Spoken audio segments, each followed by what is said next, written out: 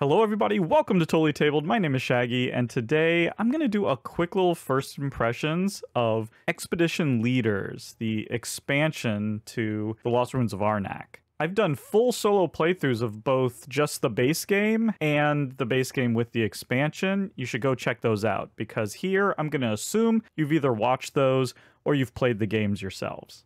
I haven't seen any other coverage, other reviews about this expansion yet, but I imagine I'm going to say the same things that either everyone has already said or will be saying. This expansion kind of completes the base game. It's as close to a must-have essential expansion as I think you can get. It elevates the base game, and in fact, in retrospect, it sort of devalues the base game. You kind of didn't know what you were missing until you play the base game with this expansion. The asymmetrical player powers, it's just such an obvious addition, and it just makes the game so much more fun and interesting, especially because they didn't just stick with sort of basic, boring, powers for these leaders. They really put a lot of creative design work into making them really feel completely different, and also sort of in cool thematic ways. And I really appreciate that. If you watch the playthrough, I was playing my own little mini game with this falcon, moving it up, getting rewards, trying to figure out how to time it to return it back and start over. That's super fun. And it's also relatively simple. It adds a lot of depth without adding a lot of complicated rules.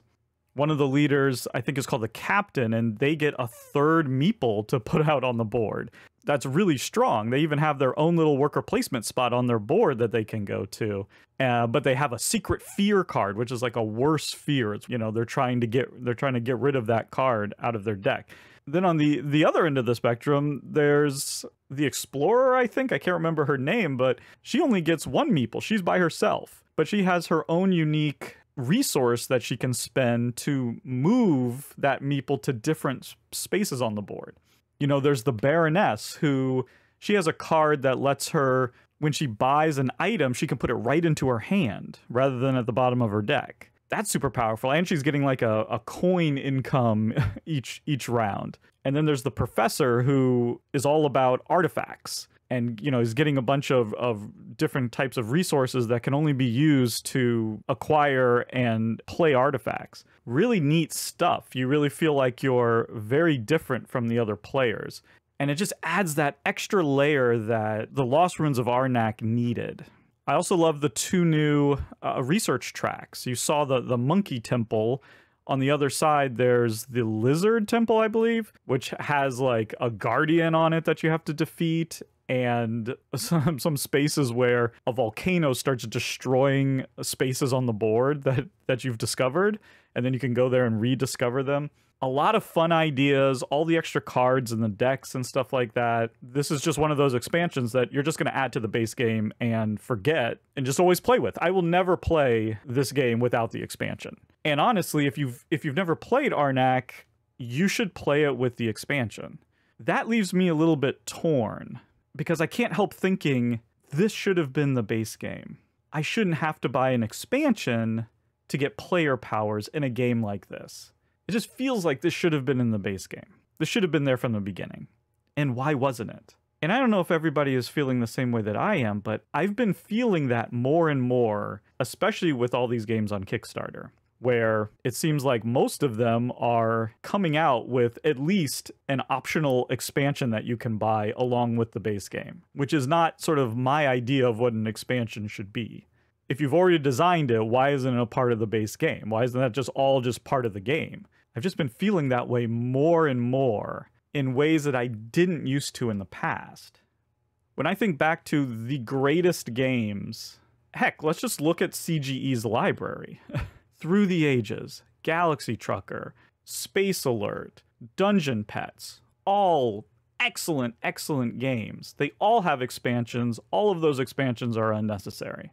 The base games are good enough on their own. Those expansions are for people like me who love the base games and want more. But none of those expansions are required. And none of them feel like they're completing the base game, or that, they were ideas that were stripped out of the base game? No. I think one of the things we need to do as a hobby is figure out what's the bare minimum that we're going to accept in a base game. I mean, look at a game like Robinson Crusoe. There's like 6 different games in that box. There's a ton of content in that base box. There's 2 expansions that you don't even need to touch. There is so much in that base box. If that came out today, you probably have one of those scenarios in there, and each of the other scenarios would be separate expansion boxes that they're selling for $30. So I feel a little bit torn praising an expansion like this one that is essential. I hate that. I hate having to rely on expansions because for the most part, with an expansion, you're getting half the content for twice the price. I hate expansions, period, but you know, they're kind of a ripoff. And it feels more and more like these base games are being designed with the expansion in mind. That's a really dangerous road to go down. The nice thing is it's a smaller expansion. It's not super expensive, at least not as expensive as a lot of these expansions are. I still feel a little bit funny.